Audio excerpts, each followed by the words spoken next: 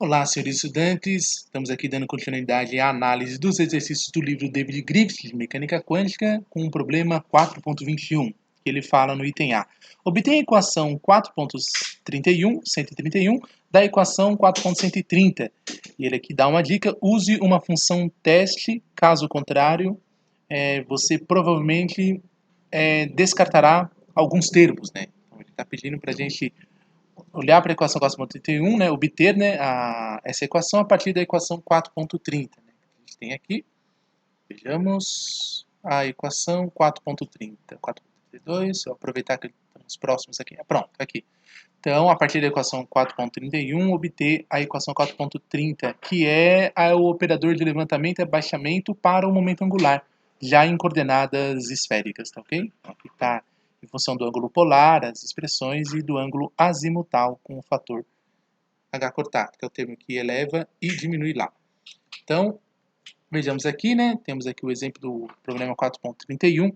Então, aplicando sucessivamente a uma função que você deve escolher, né? A dica que o Griffiths dá, né? Em relação a isso, né? Você escolhe aqui uma determinada função, a qual você vai aplicando os operadores de levantamento, no caso, abaixamento e após o levantamento, e vê se recupera a estrutura da função. Então, vejamos lá. Para o operador de abaixamento, nós temos a expressão dele aqui, né? Menos h, e de levantamento aplicados, né? Então, esses fatores são comuns, né? Então, menos h cortado ao quadrado, e elevado a I∅, e aqui fica a derivada parcial em função de θ, mais I cotangente de θ, derivada em relação a φ, sobre a função que você tem a aplicar, a escolher. Então, aqui está o operador de agachamento, com os seus coeficientes aqui à frente, e também o operador de levantamento, tá vendo? Que a diferença se faz pela soma, e aqui no caso pela diferença, ok? Bom, então, aplicado sobre a função. Primeiramente, na ordem, temos que sempre respeitar a ordem, porque esses operadores você não tem garantias de que eles tenham comutação, então tem que ser aplicado nessa ordem. Então, primeiro operador de abaixamento sobre a função escolhida. Então, ficamos aqui, igual a menos h cortado ao quadrado, e elevado a Iφ, vezes e elevado a menos Iφ, atendendo às condições dessas expressões aqui. E aí fica a derivada. Bom, aplicando as operações de derivação, né, então podemos, quando esse operador de derivada atuar sobre essa expressão, ficamos com derivada de segunda ordem em relação a θ sobre φ. Aqui, menos, né, no caso, atendendo às condições dos sinais, né, que é menos vezes mais dá menos, e aqui ficamos com I em evidência, no caso. E aqui temos, então, menos a cossecante, né, que cotangente multiplicado por cotangente, aqui nessa expressão, ficamos com menos a cossecante de θ vezes a derivada em relação a φ, atendendo essas condições aqui. Então, porque foi a atuação aqui no caso. Aqui tem que atender a regra do produto, né? Na verdade, como a dependência é em φ, não chega a acontecer isso. Então, só fica a derivada mesmo em φ, e aqui fica, então, mais a cotangente derivada em relação a θ, derivada em relação a φ sobre, vezes, sobre a função f. Então, atendendo essas expressões, ajeitando aqui algebricamente, né, até a gente obter os resultados, temos, portanto, a expressão fica escrita dessa forma aqui, né, que fica menos h cortado ao quadrado, e aqui derivada de segunda ordem em relação a θ, mais cotangente derivada de θ em relação a θ, mais cotangente ao quadrado de θ, derivada de segunda ordem em relação a φ, mais I vezes cossecante ao quadrado, menos cotangente ao quadrado.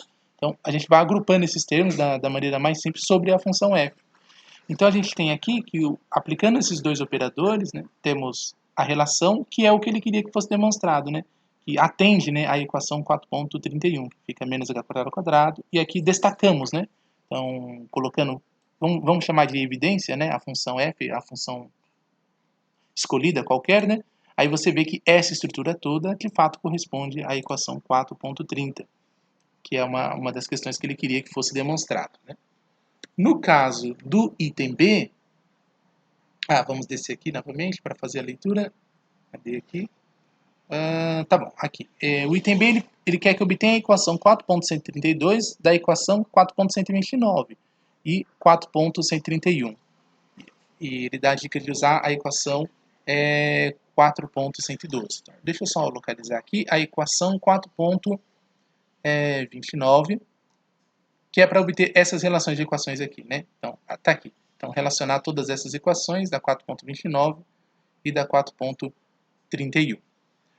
E também temos aqui então, a equação 4.102, que seria o nosso ponto de partida, seria a aplicação do momento angular completo, né? O quadrado do momento angular, que atende a essa relação aqui, que é o operador de levantamento, abaixamento, correspondentes, mais, né, a componente z do momento angular, menos mais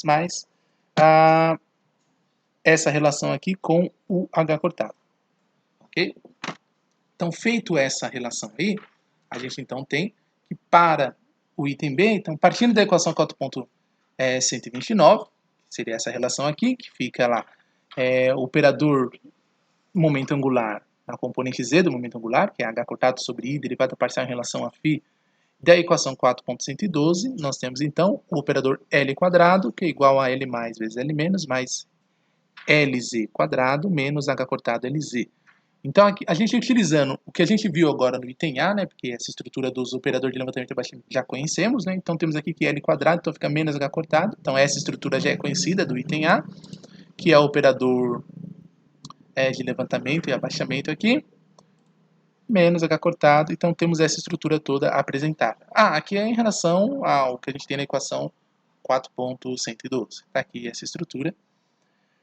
Portanto, agrupando esses termos, né, da mesma forma que a gente faz algebricamente, que a gente tem lá, dessas relações, temos então, de acordo com o que ele quer que demonstre, né, que a gente tenha a relação da 4.129, então fica como menos h cortado ao quadrado, 1 sobre seno de θ derivada parcial em relação a θ sobre seno de θ derivada em relação a θ, mais 1 sobre seno ao quadrado de θ, que multiplica a derivada parcial em relação a φ, sobre uma determinada função que se queira calcular a relação, a obtenção, né, do quadrado do momento angular. Então, esse é o procedimento que se faz. Esse aqui é uma invariante em relação às transformadas de uma determinada base. Então, isso aqui é um observável físico, né, que é o quadrado do momento angular. São procedimentos que é equivalente quando a gente calcula, por exemplo, o quadrado do raio de uma partícula, que é para saber o tamanho dela, por exemplo. Então, é sempre com o quadrado dessas grandezas, né, porque é sempre o escalar. Então, o escalar ele é invariante sobre transformações de base.